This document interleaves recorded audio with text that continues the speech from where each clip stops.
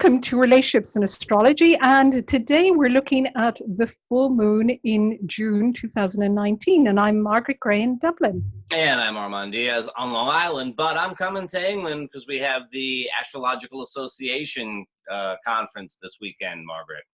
Yes, so please come and see us, come and hear us. If you're in the UK, we're going to be there for Saturday and Sunday. We're speaking on Saturday about the history of sexuality and astrology. So we're really looking forward to that. It'll be good. And it's going to be the full moon while we're there. So what do you think is in store for relationships with this full moon, Armand?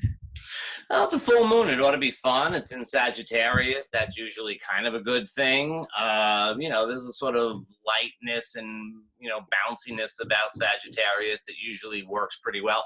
The only thing is, of course, full moons, people get a little bit, beyond themselves. In Sagittarius, there could be a little bit of, this making a big deal out of things and stuff like that. But, that's not always a bad thing.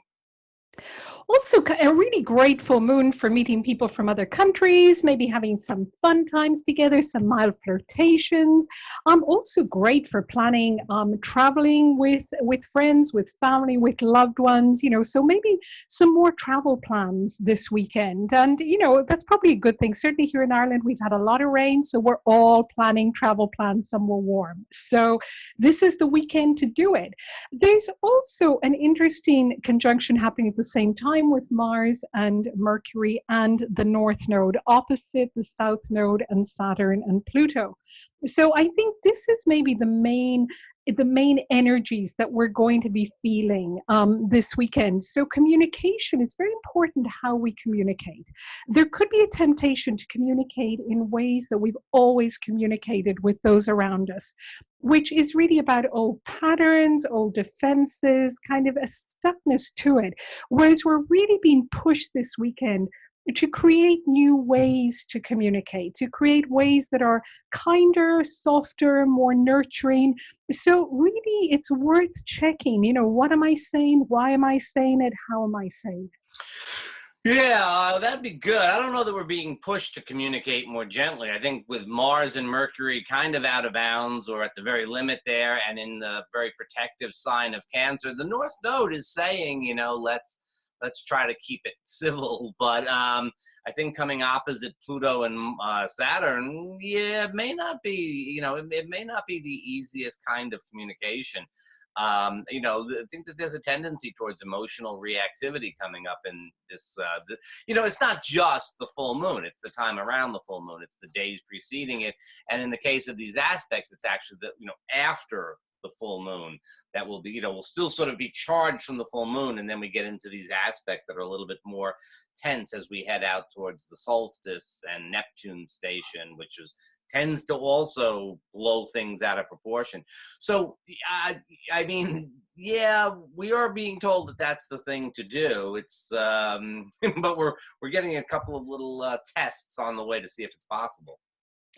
True. I suppose I'm looking at this Cancer Capricorn axis. We've been pulled for so long with these nodes, the North Node in Cancer, the South Node in Capricorn. And really this whole year and going into 2020 is all about this axis. So I think this full moon highlights the axis. So really to keep in mind what this represents, because it also represents the parental axis within us, the internal parental axis within us, the self-nurturing within us versus that somewhat more earthy voice that says, yes, but you've also got to be practical. So it's really, you could see it as heart versus mind or heart versus body, that on a mundane level, we need to do practical things. But there's another side of us, that heart side of us that says, oh, but I really like that person, regardless of whether they live, a million miles away or regardless of whether we mightn't be suited on that level. So